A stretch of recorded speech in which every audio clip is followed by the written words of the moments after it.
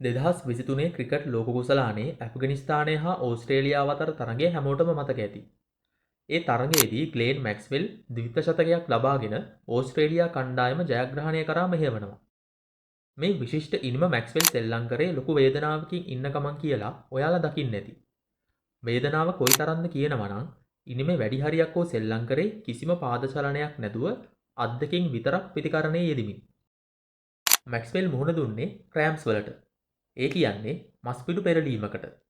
මේ තරගය ක්‍රීඩා කරපු දවසේ මුම්බායි වංකඩේ ක්‍රීඩාංගණයේ උෂ්ණත්වය පැවතුනේ සෙල්සියස් අංශක 30 පරාසයේ.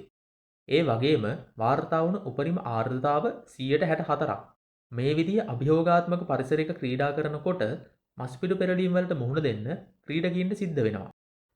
මේ සිදුවීම වෙන්නේ කොහොමද කියලා පැහැදිලි කරන්න මතයන් දෙකක් දැනට ඉදිරිපත් වෙලා තියෙනවා. පළවෙනි මතයෙන් කියවෙන විදිහට මස්පිඩු පෙරලීම් ඇති වෙන්නේ අධික ලෙස දහඩිය දැමීමේ ප්‍රතිඵලයක් විදිහට.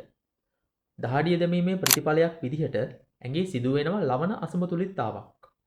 මේ නිසා ශරීරයේ මස්පිඩු පෙරලීම සිදුවෙනවා කියලා තමයි පළවෙනි මතයෙන් කියවෙන්නේ. දෙවැනි මතයෙන් කියවෙන විදිහට අභියෝගාත්මක පරිසරයක ක්‍රීඩා කරනකොට පේශි ඉක්මනින් විඩාවට පත් වෙනවා. මේ නිසා පේශි හා සම්බන්ධ ස්නායු ක්‍රියාකාරීත්වයේ අසමතුලිතතාවක් ඇති වෙනවා. මේ අසමතුලිතතාවය යටතේ පේශි ක්‍රියා කිරීමේදී මස්පිඩු පෙරලීම සිදුවෙනවා කියලා තමයි දෙවැනි මතයෙන් කියවෙන්නේ. මස්පිඩු පෙරලීම සිදුවෙන්නේ වැඩි උෂ්ණත්ව පරිසරයක නම් තමන්ගේ ශරීරයේ ඒ වෙනුවෙන්ම පුහුණු කරගෙන සූදානම් කරගන්න ඕන. ශරීරයේ වැඩි තාපයට අනුවර්තනය වෙන්න නම් දින 10ක 14ක කාලයක් වැඩි උෂ්ණත්ව පරිසරයක පුහුණු වීම වල යෙදෙන්න ඕන. සමහර ක්‍රීඩා කණ්ඩායම් මේ වෙනුවෙන්ම තාප කුටීර හදලා ඒවා ඇතුළත පුහුණු වීම වල යෙදෙනවා.